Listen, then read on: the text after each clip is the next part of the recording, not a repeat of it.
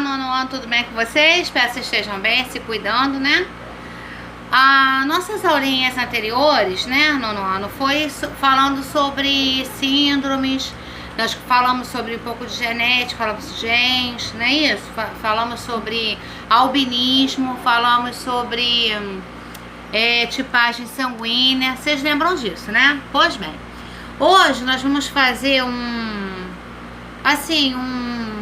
apanhado sobre o que são considerações sobre doenças cromossômicas e genética. Então isso é muito importante que vocês saibam, para que não sobre dúvidas sobre como é feito esse processo, tá? Podemos então começar? Então, me permitam. Cromossomos são estruturas dentro das células que contêm os genes de uma pessoa. Um gene é um segmento de ácido desoxirribonucleico, conhecido para vocês como DNA. Qual é o nome que a tia falou? Desoxirribonucleico. Ele contém um código, que é uma proteína específica que funciona em um ou mais tipos de células de um corpo, tá? Todas as células humanas normais, com exceção dos espermatozoides e do óvulo, contém 23 pares, somando então 46 no seu total, tá? Os espermatozoides e os óvulos têm apenas um par de cromossomos sexuais. Cada cromossomo contém centenas de milhares de genes. Então, olha só, né? Vão prestando atenção no que a tia está formatando aí para vocês. Cromossomos sexuais são um dos 23 cromossomos. Existem 2 cromossomos sexuais, são eles XX nas mulheres, são 2 X, e nos homens X e Y, um X e um Y. Esse é do homem. Tem cromossomo X e cromossomo Y, ok?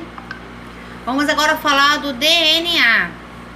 DNA é o ácido desoxirribonucleico. Não entendeu? Ácido desoxirribonucleico. Fácil de falar. Acaba que vocês estão acostumados.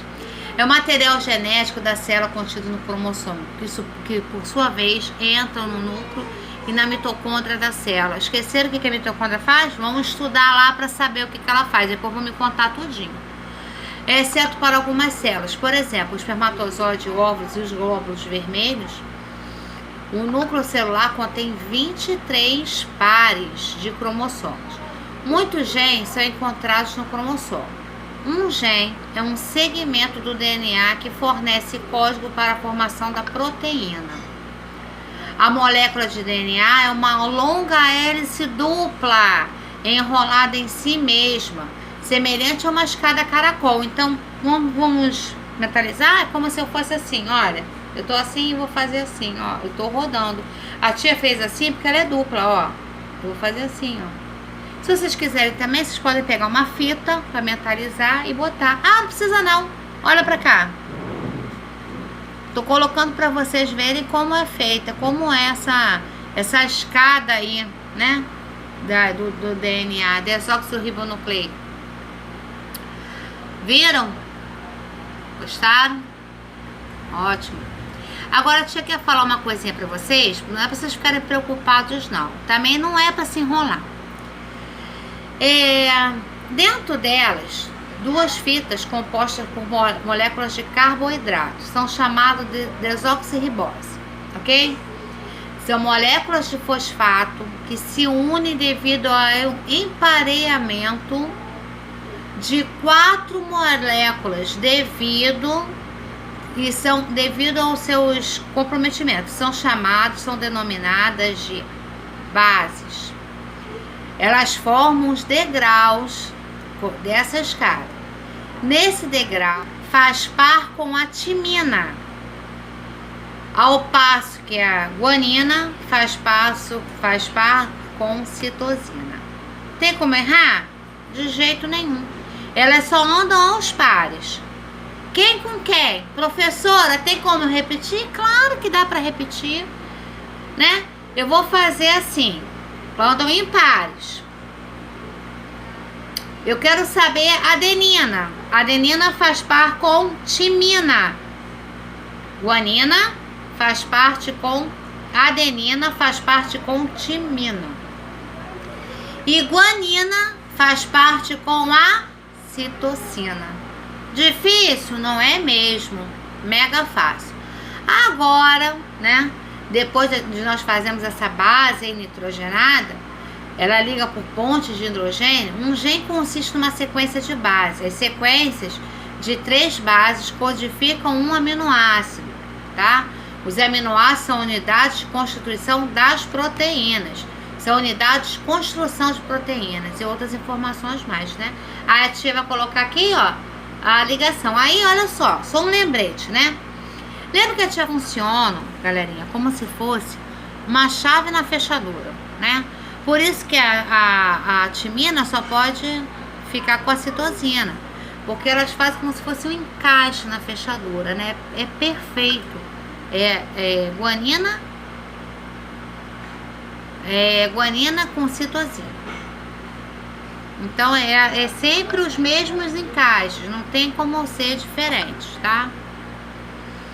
Bem, agora nós vamos falar de anomalias cromossômicas. As anomalias cromossômicas podem afetar qualquer cromossomo, incluindo os cromossomos sexuais. A anomalia cromossômica, elas afetam 2 coisas. Elas podem afetar o número do cromossomo e também podem afetar a estrutura do cromossomo. Então, são 2 coisas distintas, tá? As anormalidades maiores poderão ser vistas ao microscópio com um exame chamado de análise dos cromossomos, ou cariotipagem, que é o tipo do exame que se faz para saber onde está a anomalia e como acontece, né? As anormalidades cromossômicas menores podem ser identificadas por meio de um exame genético especializado que analisa o cromossomo da pessoa, à procura de partes a mais ou que esteja faltando. Esse exame inclui também análise cromossômica, inibição de fluorescência, que também é como a gente pode analisar e ver onde que está a falha aí. Anormalidades numéricas tem a ver com o que? O nome já está falando, com números, né? Ocorre quando uma pessoa tem uma ou mais cópias adicionais de um cromossomo. Uma cópia a mais significa uma trissomia. E 2 cópias a mais, tetrassomia. Ou não tem um cromossomo, monossomia. A trissomia pode afetar qualquer um dos 23 cromossomos pareados, mas a trissomia mais comum é a trissomia 21. Sabe o que quer dizer essa trissomia aí? Não? Síndrome de Down. Então, a trissomia, no caso 13, né? E a trissomia 18 são anomalias que são visíveis ao microscópio da cariotipagem. O microscópio, ele dá uma contagem seríssima e ele já diz qual é o risco da anomalia.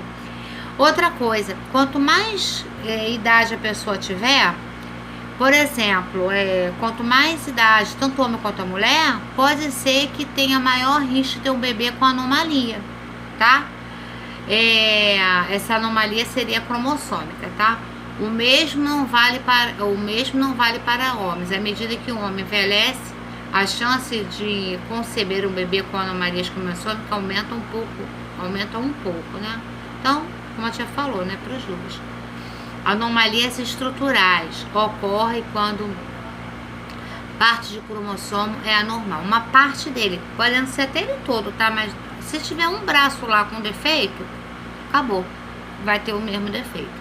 Às vezes, parte de um cromossomo inteiro se une a um outro cromossomo de maneira incorreta. Nós chamamos isso de translocação. Às vezes, partes do cromossomo estão faltando, denominado deleção. Síndrome da deleção cromossômica, ou que foram duplicadas. Algumas anomalias cromossômicas causam morte do embrião ou feto antes do nascimento. Outras anomalias causam problemas, como deficiência intelectual, baixa estatura, convulsões, problemas cardíacos, fenda palatina e anormalidades genéticas. Então, olha quanta coisa, né? Pequenas alterações, mutações podem ocorrer num gene específico. Essas alterações, eles não afetam a estrutura do cromossomo, assim não é possível vê-las na análise do cariótipo, em outros exames de cromossomos, né?